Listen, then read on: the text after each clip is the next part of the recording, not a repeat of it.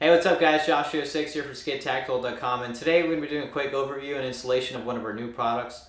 It's called the SkidTactical ATAK. ATAK stands for Awesome Trigger Adjustment Kit, and we named it that for two main reasons. Pretty simple. Number one, it sounds cool, and two, we're pretty bad at naming our own products. So it's called the SkidTactical ATAK, and it's an AR-15 mil-spec trigger adjustment kit. There's some on the market that go up to $100, and we want to do something affordable. I've had this idea in my head for a couple of years now, and I didn't know how to implement it, but I finally did it. We got this thing patented, and essentially what you get is a two-part system. Is a grip screw to remove some of your pre-travel, and a modified safety selector to remove your over-travel, which basically can get it down to zero. But we like to use this with the ALG ACT because it's already a buttery smooth trigger, especially when you grease it and you already got a lot of rounds on it. So you're able to get with the ATAK a very short overall pull of the trigger, no over travel, remove some of the creep, and at a very low cost you can get a very nice trigger. So we're going to drop down to the table and get this thing installed on a new setup, and we'll check back in. Alright, so this is everything that comes with the SkidTactical ATAK. Looks like a lot, but once it's all in the gun and you have it all adjusted, it's pretty simple actually. First, you got your blue thread locker there. We have two Allen keys for adjusting the pre-travel adjustment and the over-travel adjustment, which is in the AR-15 selector. And we have a standard grip screw. I believe it's 3/4. It's actually the same length as your Magpul grip screw. So if you have a Magpul grip screw, you're pretty much set. You don't really have to use this if you prefer the Magpul set screw. I actually like them to have their own like Loctite on there and two different takes flathead and hex. This is our AR-15 selector. This is our patent pending part, and you can see here it is a selector with a set screw threaded through it, and I specifically designed this to accept the same Allen key as your adjustable gas blocks, like your SLRs, your Cerax, and stuff like that. So just one less tool to worry about. So this is going to take care of your over travel adjustment. If I back this out all the way, it's essentially just a standard safety selector. It's actually recessed in there. And the way this works is once you pull your AR-15 trigger, the over travel is determined by actually the thickness here of how much the middle of the selector goes down, and it stops right there. So we're going to be taking out over travel with this adjustment here. If you see, we screw it in here. It pops out there, and it's going to stop the AR-15 trigger, taking out any excess over travel, giving you a shorter overall trigger pull. So like I said, this is our patent pending product here, and this is the main part of the ATAK. A lot of people have come up with different over travel adjustment parts, pre-travel adjustment screws, but no one's really come up with a specific part for over travel. So that's that part. And these, like I said, we're bad at coming up with names stuff, so I just call this a 10,000 separator. And let me go ahead and measure this here. It's just a polymer piece here. You can see 10 thousandths of an inch. And this is going to help with just doing a really quick installation with easy adjustments for once you put it all in. Just so you can do it quickly, and you can fine-tune it later if you like. So that's about it. Let's go ahead and get started. Alright, so we're actually going to be installing this on the Strike Industries lower receiver jig here because of YouTube's policies. So it's going to be the same. Just remember, you need a lower receiver with the grip screw threaded all the way through into the inside of the lower receiver. Some like the Andersons and some other ones like that, some lower cost ones, are not threaded all the way through. I know for sure Aero Precision's work, but if it's not, just get a tap. They have them on Amazon. I'll post a link, and just complete the threading all the way through to use the ATAK. So we're going to start with the pre-travel adjustment screw, and it's actually this one right here. And we're going to blue Loctite it. I like to Loctite it from the inside, just so I don't get Loctite all up in the grip screw threadings. So I'm going to put it from the top here. Not too much. You can see I got a good amount there. And I'm gonna screw it from the bottom with the provided Allen key.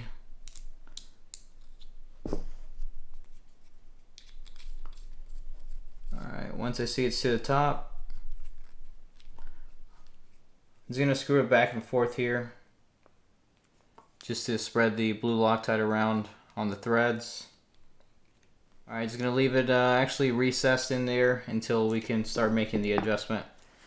So we're gonna go ahead and install the AR-15 trigger. I have the ALG ACT with the slave pin here, makes it a lot easier.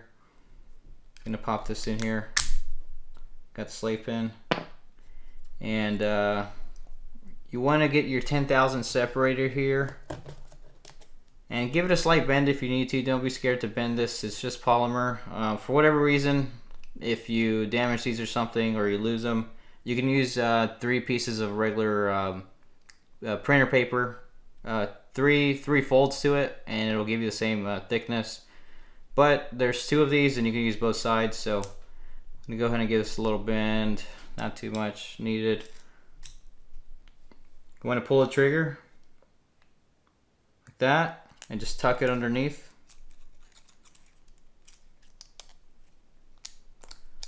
Might have to give it a little bit more of a bend. Nope, we're good. Alright. Just look at it through the top. Make sure you're lined up. And the grips, the pre-travel adjustment screw is going to wedge itself between the 10,000 separator and the bottom of the trigger. And that'll give you a little buffer for 10,000ths of leeway to make sure there's no actual contact there.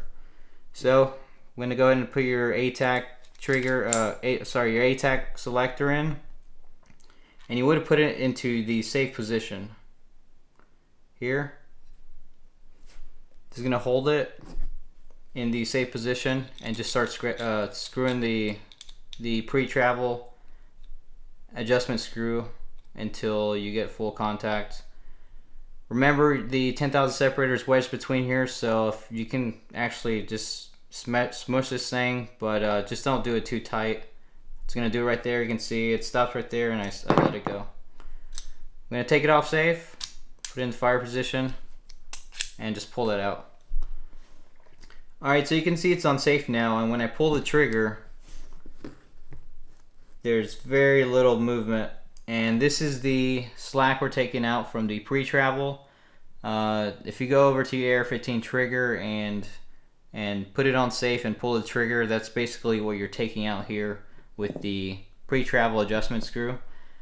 If you do it anymore, if you adjust it anymore in, then your safety will basically be non-functional. It'll stop like right here. Depending on how much you go, you can get it to completely stop, but with the 10,000 separator and making the adjustment while we're on safe, we're able to give us that 10,000ths of an inch while still being able to make a really good adjustment, but still maintain functionality of the safety. Alright, so now we're going to move over to the ATAK over travel adjustment, and you're going to need to install your grip. It makes it a lot easier, and you're going to end up installing your grip anyway, so I'm going to go ahead and pop this grip in this AR-15 trigger jig. I'm going to go off camera real quick and get this installed. Alright, so I went ahead and installed the hammer into the AR-15 trigger jig here. And we're going to be doing the over travel adjustment portion of the installation. It's pretty simple. It's done with the ATAK safety selector there. And you can see when it's in the fire position, it's doing its thing, and it's going to be stopping the rear tang of the trigger, which is going to stop the whole trigger once the shot breaks off. And once it's on safe, I got to cock it here. It is it's out of the way, so it's pretty cool. And just a quick note, these safety selectors are really cool. I'll roll in some videos. They just work. I've bought a lot of safety selectors where like it'll end up there. You'll see posts on Reddit, stuff like that. Really badly machined safeties, but these are very positive, so that makes me happy. And I would show you here, but the outer dimensions of this trigger jig is really not working with me. I'm getting some drag, so I'll roll in some videos of the safety selector actually being very positive. Alright, so we're going to want to go ahead and take back out that over travel adjustment screw here. Here it is, pretty little, and just hit it with some blue Loctite.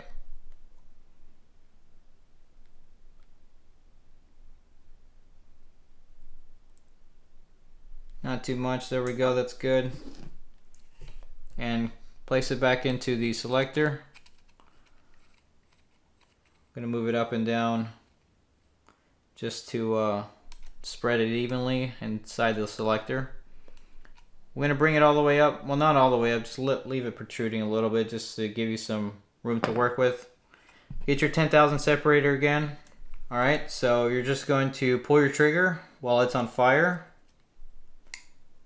Pop in your 10,000 separator under the hammer and between the and above the trigger, so you can see here from the side view how we are. And from the top view, you can definitely know you're lined up. And this is going to give you your 10,000ths buffer for making sure you don't want to adjust it so much to where they're rubbing against each other. Alright, so I'm going to screw this down here with the Allen key. And just go until it stops. You don't have to go anything crazy. If you can't pull this 10,000 separator out, just back it off slowly. So I'm going to give it a shot here. Yeah, it's a little too tight.